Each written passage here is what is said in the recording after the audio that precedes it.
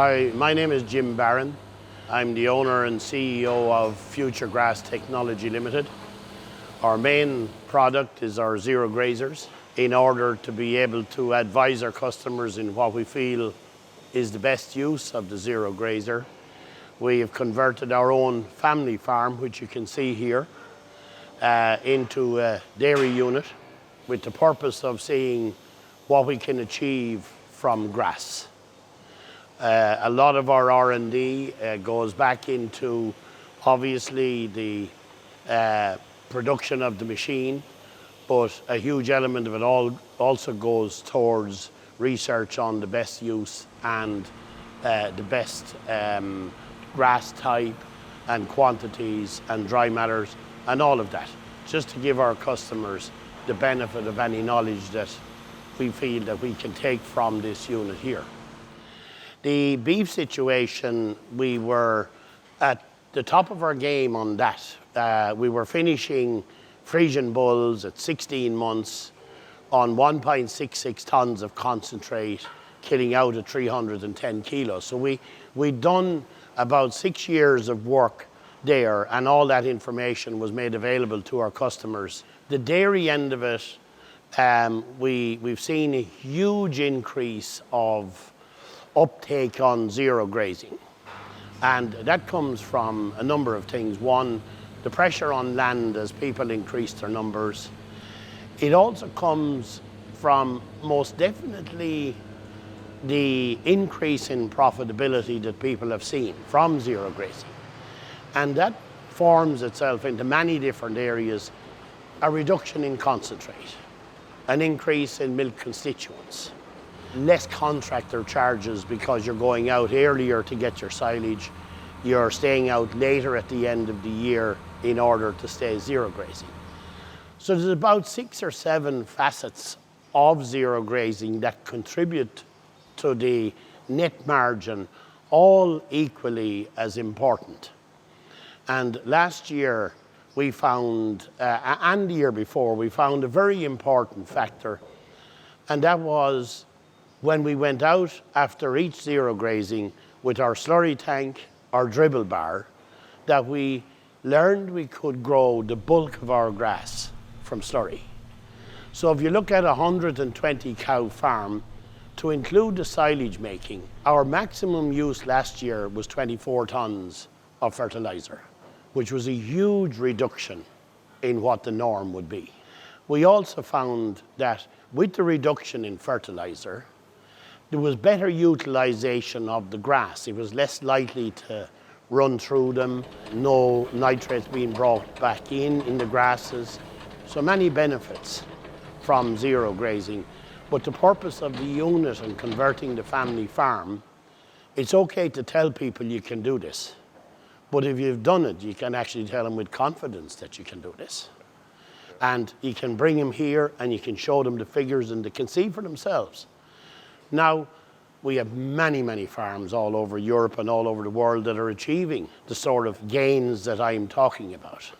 And when you see some of the top farmers in Denmark yielding 12,000 litres per head, making zero grazing a part of their everyday routine, now you know that zero grazing becomes part. One of the earliest and greatest misconceptions in zero grazing was that when you mention the word zero grazing, people always thought you've got to keep your cows in all of the time. The reality is zero grazing is not about the location of any one cow. It's about topping up her intake on a daily basis to the maximum that she can take, allowing her to milk to her genetic potential. And an example of that is when you're out grazing, and your first grazing is usually your best grazing. But when you come around the second time, you normally don't change the size of your paddock. You put the cows in there, it did them the first round, should be okay the second round. But the reality is they've dirtied the grass before leaving it on the first round. They've actually left ungrazed grass, which has lost digestibility for the second round. So the smart thing to do is to provide 4 or 5 kilos of dry matter to the cow after milking or before milking on a daily basis. So irregardless of what she gets in her grazing platform, you're topping it up in your zero grazing. So it's a tool that enhances grazing. It's a tool that will allow you to take the full genetic potential from whatever type cow you have on farm. I suppose I was fortunate enough to find a zero grazer outside of Mallow on an estate that was used in 1942, one of the first versions I've ever seen, where it was cut by an old mowing bar, loaded like a binder machine with a canvas elevator, and offloaded by hand. So zero grazing isn't new. My first real feel for zero grazing was in 1987 when I worked in Holland and found the field beside our office was missing a strip of grass every single day. We come into the office, there was a strip of grass missing. So I came in at 4 o'clock one morning to find a woman with an old stair tractor whipping away a strip of grass and taking it to feed cows. It was done by a small mower, and her husband turned up with a little wagon that picked it up. It was 2 or 3 people involved in that version of zero grazing. But the actual result, when I followed them to the farm, and I seen at that stage, 1988, 8,000 litre cows, 4.5 butterfat, 3.7 protein, and fresh grass being 50 to 60% of the total diet. If someone said to me today, zero grazing brings a lot of work, zero grazing is breaking our traditional way of doing it. When we monitor our sales over the last 10 years, when milk price went down, zero grazing increased rapidly, because it's the one thing you can do to minimize your cost base. If you're able to bring fresh grass in, there isn't anything you can do on your farm to keep costs down below what fresh grass can do with you. So if you look at it in the simplest form, it affects the amount of silage you need to make, so your contractor charges go down. If you're growing it from slurry, your fertiliser purchases are minimal. If you're feeding it at the right stage and the right quality, your concentrate levels can be dropped substantially. If you're still feeding it at the right level and at the right protein, the right energy, your actual milk constituents will go up. And of course, so will your milk. So we've been researching this for 10 years. We've had huge assistance from Greenmount. We have assistance from Folum Research Centre in Denmark. We have Vodning in Holland saying that fresh grass produces 30% less emissions than silage. Now that research hasn't hit the public eye yet, but it's not far off. So we're all trying to do something for the environment. And I think when you see cows like these in the body condition that they're in, with the milk output that they have, when the ration is predominantly grass, I think the animal herself says it all. Well, I suppose my first love is probably farming. But I have that, what to call, it's probably a disease more than anything else. It's called a curious farmer. How can we make it a little better for the next generation? Who made it better for our generation?